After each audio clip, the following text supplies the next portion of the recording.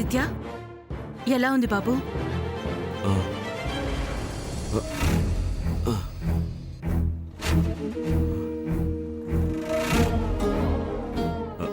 ధరణి ఎక్కడ పిన్ని? డాక్టర్ గారితో మాట్లాడడానికి వెళ్ళింది. అదిగో వచ్చేసింది. ధరణి, నేను ఎందుకు ఇలా పడిపోయానన్నారు? పెయిన్ కిల్లర్స్, యాంటీబయాటిక్స్ ఎక్కువగా వాడడం వల్ల, దానికి తగ్గ ఫుడ్ లేకపోవడం వల్ల నీరసం వచ్చి అలా అయిందన్నారు. మరి లైట్గా బ్లడ్ కూడా వచ్చింది కదా? తుమ్మడం వల్ల ముక్కు బెదిరిందంట, అంతే. ఇలా అవుతుందని వాళ్ళకి తెలీదా? అంత హెవీ డోస్ ఎందుకు ఇవ్వాలి? త్వరగా తగ్గడానికి ఇచ్చుంటారు. బుద్ధి లేకపోతే సరి, ఏమన్నా అయితే? ఒక్కొక్కరి ఆరోగ్యం ఒక్కోలా ఉంటుంది. ఇలా అవుతుందని అనుకోని ఉండరు కదా. అవును, వాళ్ళకి ముందే తెలిస్తే ఎందుకు ఇస్తారు? దీన్నే విధి విచిత్రం అంటారు. నేను నిన్ను హాస్పిటల్ తీసుకురావాలనుకున్నాను. నేనే హాస్పిటల్కి వచ్చి పడ్డాను. పడ్డాక హాస్పిటల్కి వచ్చారు. ఎలా అయితేనే నేను హాస్పిటల్కి రావటం జరిగింది. మొన్న ఇలాగే బెడ్ మీద పడుకున్నాను. మళ్ళీ ఇలాగే కంటిన్యూ అవుతుందేమో.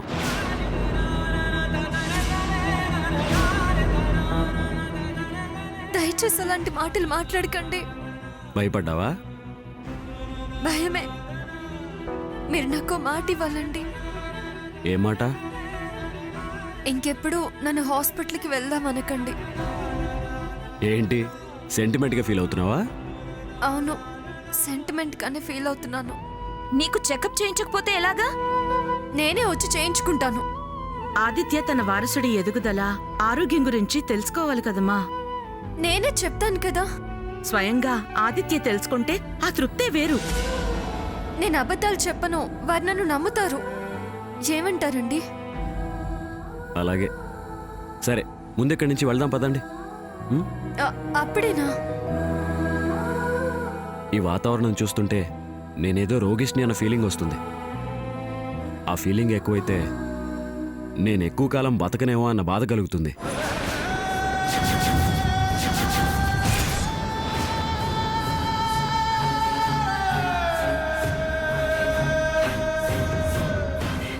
అయ్యో, ఏ మాటలండి అవి? పొరపాటును కూడా అలా మాట్లాడకండి, నేను తట్టుకోలేను. ఏంటి, మళ్ళీ సెంటిమెంటా? నేను చూడలేను ధరణి. అలాంటప్పుడు ఈ మాటలేంటి? నాకు అసలే భయం ఎక్కువ. వదిన ఎందుకు ఇంతలా భయపడుతుంది? డాక్టర్ కాళ్ల మీద పడింది. అన్నయ్య ఆరోగ్యానికి, తన భయానికి కారణం ఏంటి? ప్రతిదానికి ఇలా భయపడితే ఎలా ధరణి? నేనంతే.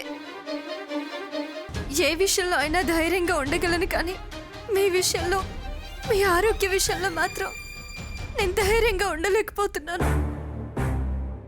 మీకు తలనొప్పన్నా నేను తట్టుకోలేను.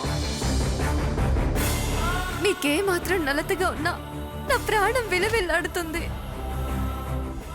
ఎప్పుడు ఇలాంటి మాటలు మాట్లాడొద్దు. ఎందుకు ఇంత చిన్న విషయానికి కూడా కంగారు పడిపోతున్నావు? వదిన, ఇలా అంటున్నానని తప్పుగా అనుకోవద్దు. నువ్వు ఇలా ప్రవర్తించడం ఏంటి? అన్నయ్య చాలా బాధపడుతున్నావు. ఆపుతావా?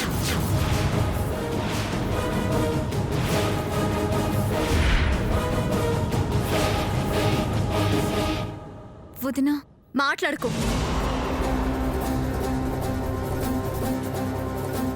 పెద్ద చెప్పొచ్చింది. ప్రతి వాళ్ళకి నేనంత లోకుగా కనిపిస్తున్నానా? ఎవరికి ఇష్టం వచ్చిన సలహా వాళ్ళు ఇస్తున్నారు.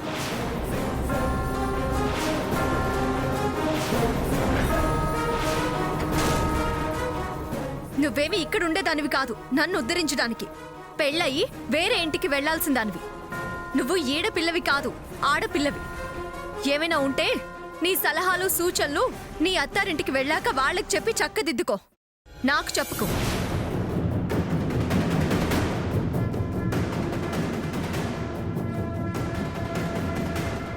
ఏంటి ధరణి, ఇప్పుడు తన మీద ఎందుకు అరుస్తున్నావు? నాకు నీతులు చెప్తుంటే అరవకుండా ఉండాలా? నువ్వేం చేస్తున్నావో తెలిసే చేస్తున్నావా? తెలియకుండా నేనేం చెయ్యను ఆదిత్య గారు. ఏమైంది నీకు? ఇప్పుడు చెప్తే గాని నన్ను వదలరా? ఏం జరిగిందో తెలియాలిగా. నేను చెప్పను. చెప్పవు. ఎందుకు చెప్తావు? రాను రాను నీ ఇష్టం నీదే అన్నట్టు ప్రవర్తిస్తున్నావు. నువ్వేం చేసినా నేనేమి అనట్లేదనేగా నీ ధైర్యం.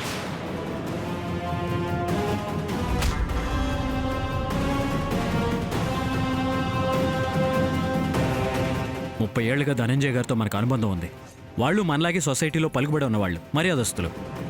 అలాంటిది అసలు విక్రమ్ని ఎందుకు కొట్టావు? కొట్టాల్సిన అవసరం ఏమొచ్చింది? నేను చెప్తే మీరు అతన్ని చంపేస్తారు. అలా జరగకూడదని. నిన్నే అడిగేది. చేసుకోవాల్సిన అవసరం ఏమొచ్చింది? బావ అడుగుతున్నాడు కదా, చెప్పు. నువ్వు నోర్మయ్.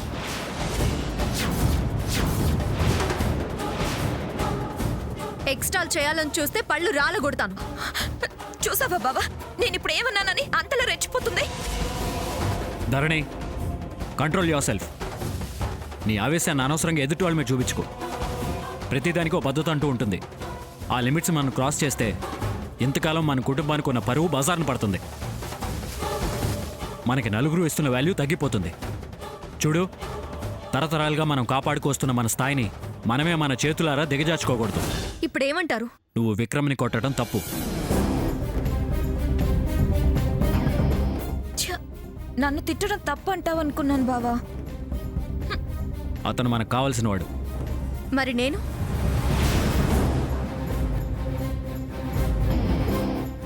చెప్పండి, మరి నేనెవరు? మీకు కావాల్సిందాన్ని కానా? ధరణి, నేను అంటుందేంటి, నువ్వు చెప్తుందేంటి? ప్రతి మాటకి 2 అర్థాలు వెతకడం కరెక్ట్ కాదు. మీరు నా స్వేచ్ఛని హరించాలని చూడడం కూడా సరికాదు. ఏం మాట్లాడుతున్నావు? ఇప్పుడు మన కంపెనీ వ్యవహారాలన్నీ చూస్తుంది నేను. అక్కడి డెసిషన్స్ తీసుకోవాల్సింది నేనే. క్వాలిటీ కోసం కొన్ని నిర్ణయాలు తీసుకోవాల్సి వస్తుంది. తీసుకునేటప్పుడు నన్ను ఒక మాట అడగాలి కదా. మిమ్మల్ని డిస్టర్బ్ చేయడం ఎందుకు అనుకున్నాను. నా నిర్ణయాలకి మీరు విలువిస్తారనుకున్నాను. కాదని ఇప్పుడేగా తెలిసింది. ధరణి, నేను చెప్పేది నీకు అర్థం కావట్లేదు. నేను అన్నదానికి అర్థం నువ్వు అనుకున్నది కాదు. కాదని మీరు అన్నంత మాత్రాన అర్థం మారదు. ధరణి,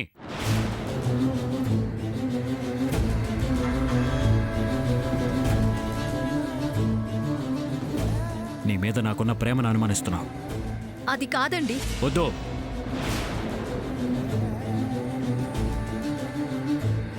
ఇంకేం చెప్పొద్దు.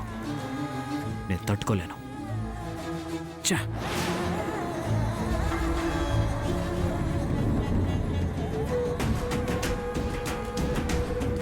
ఆదిత్య గారు, ఆదిత్య గారు,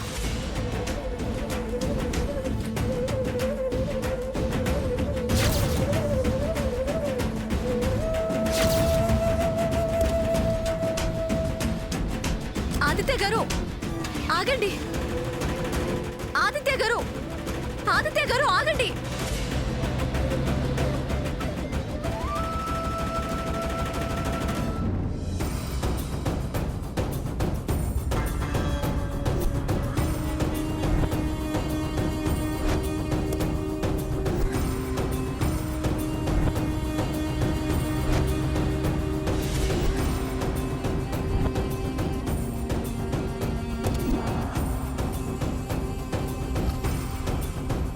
అమ్మా, అసలు ఏం జరుగుతుందమ్మా? నాకు చాలా భయంగా ఉంది. నాకు అలాగే ఉందే. గుండె దడగా ఉంది. కాసని మంచినీళ్ళు తీసుకురా అమ్మా.